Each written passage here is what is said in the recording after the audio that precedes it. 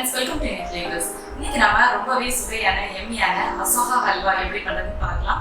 இது வந்து சின்னவங்கல இருந்து பெரியவங்க வரைக்கும் எல்லாரும் விரும்பி சாப்பிடக்கூடிய ஒரு ரெசிபி. இந்த அசோகா ஹல்வா வந்து நம்ம பாசி பருப்பு யூஸ் பண்ணி தான் பண்ண போறோம். சோ இப்போ வாங்க எப்படி பண்றதுன்னு பார்க்கலாம். ஹல்வா பண்றதுக்கு ஃபர்ஸ்ட் நம்ம பாசி பருப்பை வேக வச்சிடலாம்.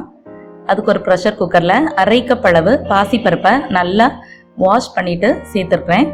இனி இது வேகிறதுக்காக ஒரு 2 கப் அளவு தண்ணி சேர்த்துடலாம். தண்ணி சேர்த்ததுக்கு அப்புறமா குக்கரை மூடி மிதமான சூட்டில் ஒரு 4 to 5 விசில் வேக வச்சிருங்க. பருப்பு வேகிறதுக்குள்ள நம்ம வந்து முந்திரியை வறுத்து வச்சிடலாம். அதுக்கு ஒரு பேன்ல 2 டேபிள் ஸ்பூன் அளவு கீ சேர்த்துக்கலாம். நெய் உருகுனதும் ஒரு 10 முந்திரியை பொடி பொடியா நறுக்கி வச்சிருப்பேன், அதை சேர்த்து நல்லா வறுத்துக்கலாம். முந்திரி நல்லா வறுபட்டதும் அதை ஒரு பவுல்ல எடுத்து வச்சுக்கோங்க.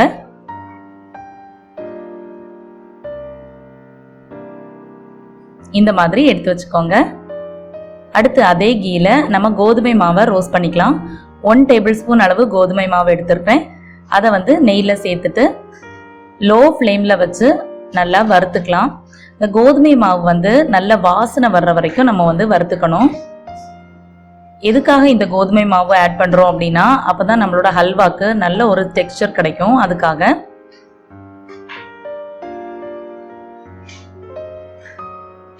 நல்ல வாசனை வர ஆரம்பிச்சிருச்சு. நம்ம ஸ்டவ் ஆஃப் பண்ணிட்டு இதை வந்து எடுத்து ஆற வச்சிடலாம். இப்போ பாசி பருப்பு பார்த்தீங்கன்னா நல்லா வெந்துருச்சு.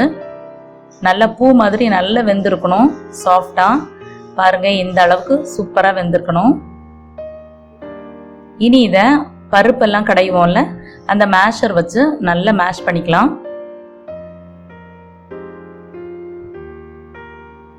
இந்த மாதிரி நல்லா மேஷ் பண்ணி எடுத்து வச்சுக்கோங்க. இனி இது கொஞ்சம் ஆறட்டும்.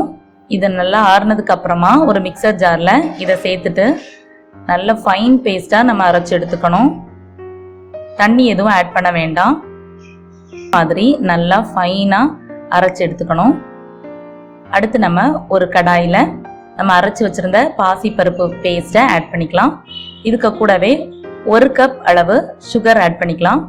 ஆட் பண்ணிட்டு இதை நல்லா மிக்ஸ் பண்ணி விட்டுடுங்க. கொஞ்ச நேரம் மிக்ஸ் பண்ணதுக்கு அப்புறமா பார்த்தீங்கன்னா சுகர் எல்லாமே நல்லா மெல்ட் ஆகி இன்னும் கொஞ்சம் நமக்கு தண்ணியாக இருக்கிற மாதிரி இருக்கும். அதுக்கப்புறம் சீக்கிரமே அது வந்து கெட்டி ஆகிடும். இப்போ பாருங்க, நம்மளோட ஹல்வா வந்து கொஞ்சம் லூஸ் ஆகிருக்குது. இந்த சுகர் எல்லாமே மெல்ட் ஆயிடுச்சு. கைவிடாமல் கிளறிக்கிட்டே இருங்க. லோ ஃப்ளேம்லேயே வச்சுக்கோங்க, இல்லைனா வந்து அடியில் பருப்பெல்லாம் ஒட்டி தீஞ்சி போயிடும். கொஞ்சம் கெட்டியானதுக்கு அப்புறமா நம்ம வந்து நெய் சேர்த்துக்கணும். டோட்டலாக நம்ம வந்து 1/4 கப் அளவு நெய் யூஸ் பண்ணிக்க போகிறோம். இது எல்லாத்தையுமே வந்து நம்ம ஒரே டைமில் சேர்க்க போகிறதுல கொஞ்சம் கொஞ்சமாக நம்ம ஆட் பண்ணிக்க போகிறோம். இப்போ வந்து 1 டீஸ்பூன் அளவு சேர்த்துட்டு இதை நல்லா கலந்து விட்டுடலாம். கீ நல்லா அப்சர்வ் ஆனதும் அடுத்த 1 டீஸ்பூன் அளவு கீ சேர்த்துக்கலாம். இந்த மாதிரி பார்ட்டாக பிரித்து நம்ம சேர்த்துக்கணும். ஒரே டைமில் எல்லா கீயும் ஆட் பண்ணிடாதீங்க. இந்த மாதிரி நல்லா மிக்ஸ் பண்ணி விட்டுக்கோங்க.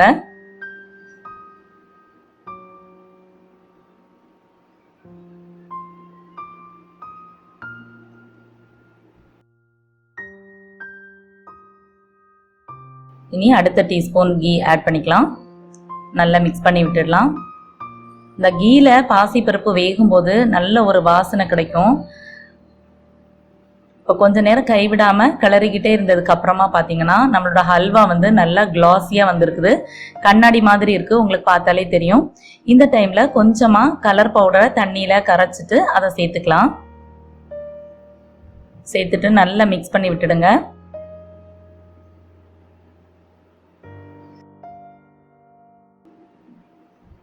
உங்களுக்கு பார்த்தாலே தெரியும் நம்மளோட ஹல்வா வந்து நல்லா கண்ணாடி மாதிரி ஆகியிருக்கு. அடுத்தது இதில் நம்ம வறுத்து வச்சிருந்த முந்திரியை சேர்த்து அதையும் நல்லா கிளறி விட்டுக்கலாம். அடுத்த 1 டீஸ்பூன் அளவு கீயும் சேர்த்துட்டு நல்லா மிக்ஸ் பண்ணி விட்டுடுங்க.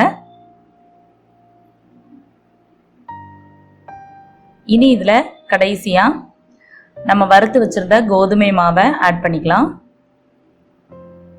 கோதுமை மாவு வந்து நம்மளோட ஹல்வாக்கு சூப்பரான ஒரு டெக்ஸ்சர் கொடுக்கும்.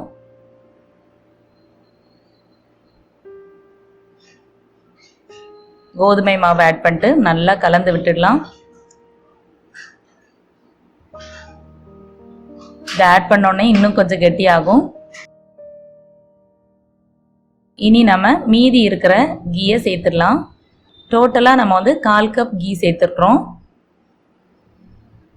சைடில் ஒட்டி இருக்கிறது எல்லாத்தையுமே வந்து எடுத்து விட்டுடுங்க. இந்த ஹல்வா பண்ணுறதுக்கு முடிஞ்ச அளவு நான்ஸ்டிக் பேனே யூஸ் பண்ணிக்கோங்க. நீங்கள் வாசனைக்காக ஒரு 1/4 டீஸ்பூன் அளவு ஏலக்காய் பொடி ஆட் பண்ணிக்கலாம். நான் அன்னைக்கு ஆட் பண்ணல. கொஞ்ச நேரத்துக்கு அப்புறம் பார்த்தீங்கன்னா நம்மளோட ஹல்வா வந்து பேனில் ஒட்டாமல் நல்லா உருண்டு வந்துருச்சு. இந்த டைமில் நம்ம ஸ்டவ் ஆஃப் பண்ணிக்கலாம். இன்னைக்கு நம்ம ரொம்பவே எம்மியான அசோகா ஹல்வா எப்படி பண்ணுறதுன்னு பார்த்தோம் இல்லையா? கண்டிப்பாக இந்த ரெசிபி உங்களுக்கு பிடிச்சிருக்கும் அப்படின்னு நம்புறேன். இந்த ஹாலிடேஸில் நீங்களும் குழந்தைங்களுக்கு செஞ்சு கொடுங்க, விரும்பி சாப்பிடுவாங்க. செஞ்சு பார்த்துட்டு எப்படி கமெண்ட் சொல்ல மறக்காதீங்க. இன்னும் நல்ல வீடியோவில் உங்கள் எல்லாரும் மீட் பண்ணுறேன். அது வரைக்கும் பை ஃப்ரெண்ட்ஸ்.